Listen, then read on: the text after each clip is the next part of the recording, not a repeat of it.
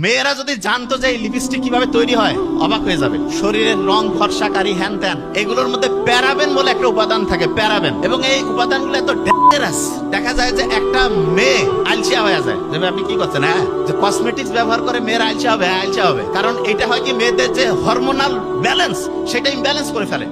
Husband চাকরি করে, very nice. Wife চাকরি করতে যে কয় টাকা লাভ করে তার চাইতে বেশি কসমেটিক্স এই শেষ। এবং দেখেন একটা গোটাল মাফিয়া চক্র কিভাবে কাজ করতেছে, এটা বোঝার জন্য খাতা কলম নিতে হবে। আমি কিন্তু ধরবো, দেখেন তো কিভাবে গোটাল সিস্টেমটা ধ্বংস করছে। আপনার ওয়াইফ বাইরে যাবে, যাওয়ার জন্য কি যে বিভিন্ন কসমেটিক্স ব্যবহার করবে। হাজবেন্ড ছাড়া, যার সামনে সৌন্দর্য প্রকাশের কোনো অনুমতি নাই, বাইরে চেহারা দেখানোর, সুন্দর করে নিজেকে মানে হচ্ছে অন্যের সামনে হচ্ছে আকর্ষণীয় করে উপস্থাপনের কোনো নিয়মে ইসলামে নাই, কিন্তু কি করতেছে, বিভিন্ন কসমেটিক্স মাখতেছে, ঠোঁটের মধ্যে লিপস্টিক মাখতেছে। আপনার মনে হইতে পারে কি এমন হয়েছে, শুনেন, ঠোঁটের মধ্যে যে লিপস্টিক দেয়, লিপস্টিকের মধ্যে একটা টাইপ আছে যেটা হচ্ছে যে ওয়াটার প্রুফ, মানে পানি পড়লেও দেখা যাবে যে ওই লিপস্টিকটা যে আছে সেটা ওই রকমই থাকবে। মেয়েরা যদি জানতো যে এই লিপস্টিক কিভাবে তৈরি হয় অবাক হয়ে যাবে। আপনারা ভেড়াকে চিনেন?